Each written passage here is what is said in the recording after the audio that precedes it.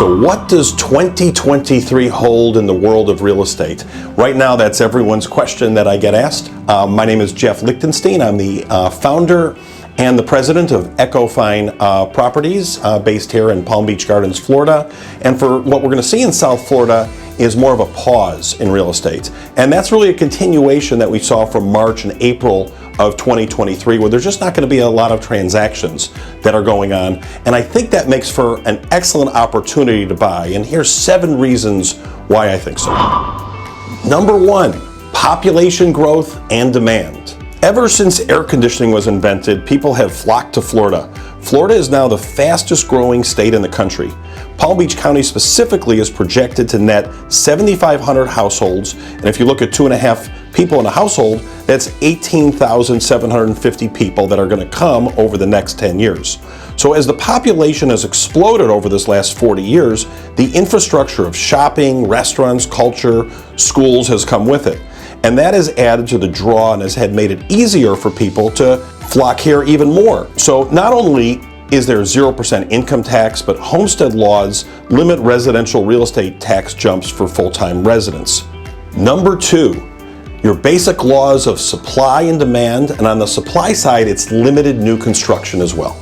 Builders have just too much supply on hand.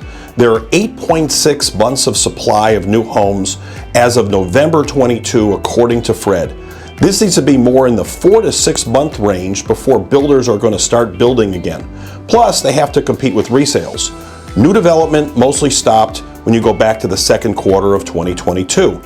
Locally, though, the Palm Beaches is an entirely different story, as there isn't much in speculation or land to even build on. So by the time 2023 rolls in, there will be a shortage of new construction, leaving resales all by itself without giving buyers much of a choice in new builds. Second, unlike the big short market of 2008, the unlimited amount of land east of 95, east of the Turnpike, is basically all gone. The pioneer phase of the market, which was really from 1980 to 2020, kind of ended during the pandemic. So lots of land still exists in Martin County. There's land that's still available west of 95 in the Turnpike, but the amount of land left to build on is a complete 180-degree difference from 15 years prior. Number 3, would-be sellers and a lack of motivation. The regulation shoring up the big short marketplace of 2007 to 2014 worked. Buyers not only had to be good on paper, but they earned low interest rates in the high 2s, 3s, and 4s.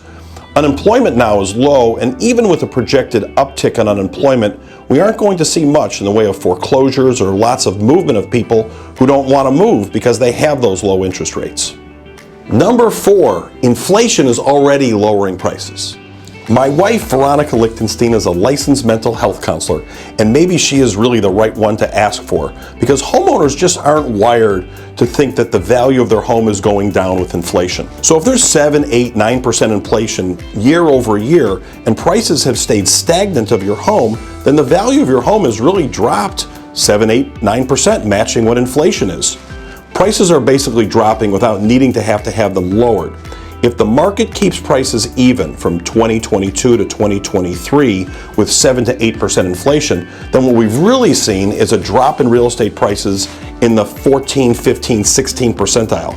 Basically, the market is bringing prices down automatically and self-correcting itself. Number 5, there's an inequity of pretty versus ugly homes.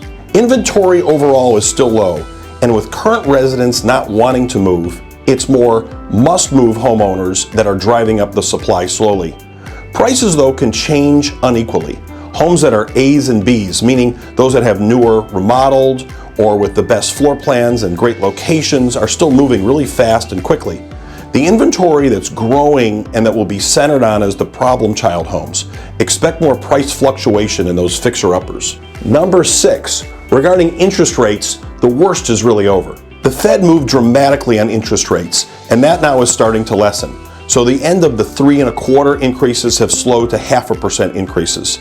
So as inflation is lessening, joblessness starts to go up. Some of that will be fueled by less jobs in homes that are being built, and then the materials and the after products that are needed for those homes that have already been built.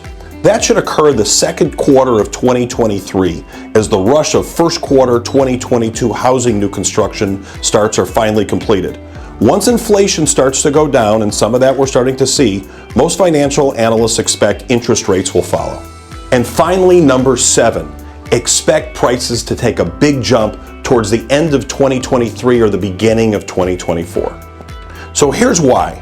A number of factors should take place towards the fourth quarter of 2023 or early 24 to see the market move and prices jump. If rates fall into the mid-5s, that along with portability of homestead exemption and some pent-up demand, people just not moving now, and that's going to happen now over 2 years, should stimulate buyers into wanting to move.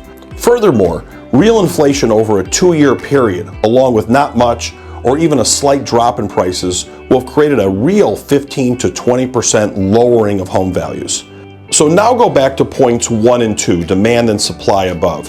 An increase of demand along with lower supply and early 2024 movement could see prices jump dramatically. 2024 is when we'll really see lots of possible double-digit price movement because of the seasonality of when most buyers are ready to purchase. So you've had 2 years, 2022 and 2021, of transactions being way less than normal. That's happening around the country and especially here in South Florida.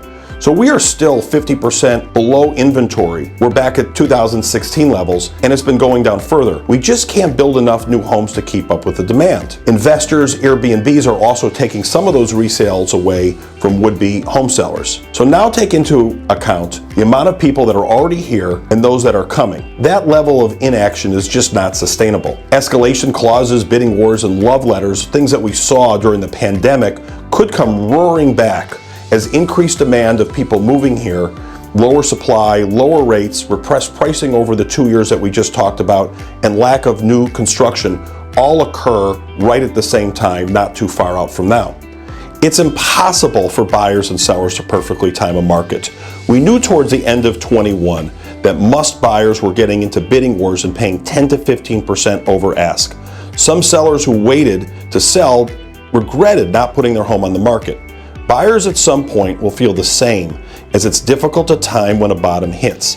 This is why purchasing, while there's still choice and negotiation room, and you can always refinance, make 2023 an excellent time to take advantage of the pause. So that's your outlook for real estate in 2023.